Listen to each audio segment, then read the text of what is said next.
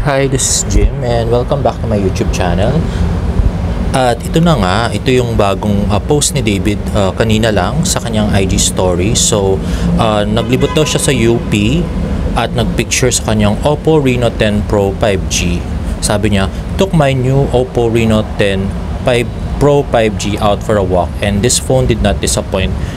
They weren't joking when they said this was the best Reno series yet. Just check out the photos I took with the 32 megapixel ultra clear telephoto portrait camera and the 50 megapixel IMX 890 main camera. Experience pro power in portrait with the latest from the portrait expert. Available now on Oppo Philippines official Lazada, Shopee, and TikTok shop or any Oppo store near you.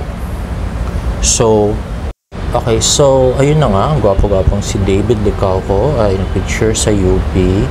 Ako lang may nakapansin, ba't parang yung balat niya sa mukha ay lalong numinipis.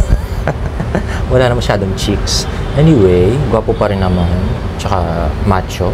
At ito naman yung pinost kanina ni Isabel Bulatao, ang kanyang handler sa kanyang TikTok account. At ito yung nagpa-picture siya habang contract signing ng Kemans Skincare. At next would be Barbie Fortesa, nasa hair shop salon at nagpa-massage. Back here at hair shop. Kailan yung last ko? Hindi na natin paalala. Yeah, I know. Good to be back. Yeah.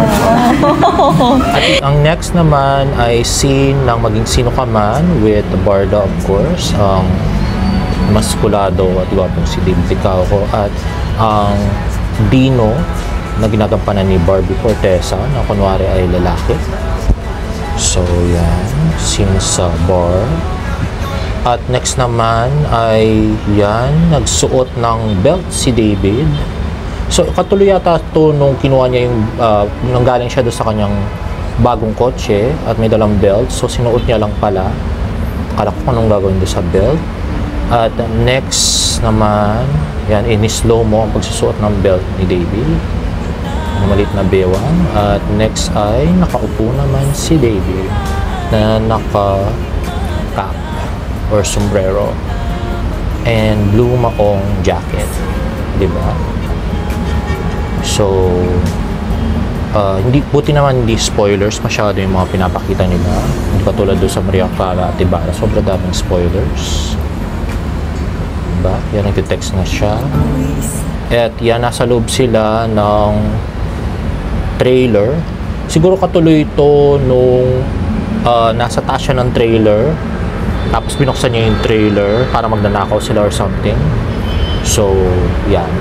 Okay, so there, yun lang po mga bagong post ngayon ng Barda. At okay, if you like this video, please give it a thumbs up and please subscribe to my YouTube channel for more Barda updates. See you on my next vlog. Bye!